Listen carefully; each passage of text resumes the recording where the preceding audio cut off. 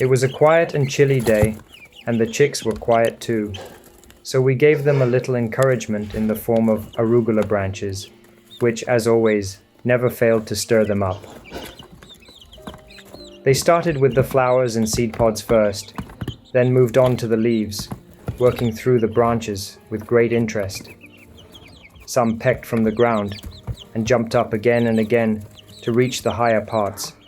Others, already perched, worked on them with less effort and better advantage. Whenever they tore off leaf pieces too large to manage, the pieces dropped to the ground, where the others quickly took notice.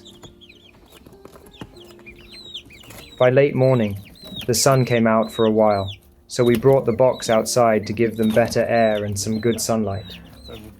We also wanted to change the bedding, so they could have a cleaner floor free of droppings. During that transition, as we moved them into the spare box, all of them were eager to jump over the rim. It felt like a close little contest, each one ready to seize the chance first.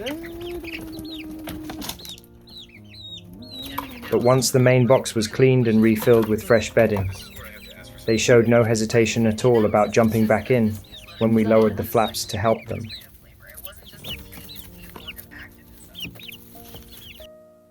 We also took the opportunity to weigh them again. And once again, they cooperated surprisingly well, standing on the scale just long enough for us to read the numbers. Soybean weighed 168 grams. Peanut weighed 172 grams. Jujube weighed 207 grams. Apple weighed 212 grams. Blackberry weighed 115 grams. The numbers confirmed our observations. Soybean is catching up with her bigger sister, Peanut. Jujube is catching up with Apple. And Blackberry, though she has certainly grown, still lags significantly behind the others. Fresh feed still excites them every time, and when they eat, they continue to squeeze and push one another as they peck, always seeming to want the exact place where another chick is already standing. It is never just eating. It is eating with urgency, closeness, and a little competition. One thing we continue to find remarkable is how readily they go to sleep once the light is off. We have been trying, intentionally, to help them follow the rhythm of day and night. In the earlier weeks, because their stomachs were so small and they needed to eat more often, we kept the light on until around 9 or 9:30 in the evening, giving them more waking hours. But in recent days, they have been finishing their feed much more efficiently, and we began to feel it was all right to let them sleep longer. So, this week, we started turning the light off right after sunset.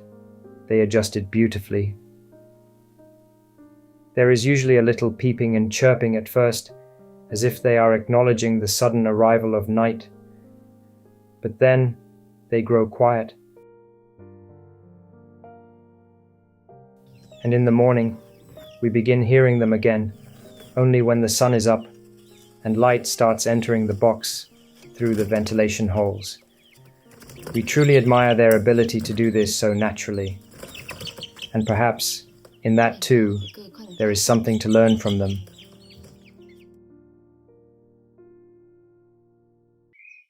Thank you for watching. If this was helpful or inspiring, please give it a like, share, subscribe, and tell me what you're growing in the comments. See you next time in the garden.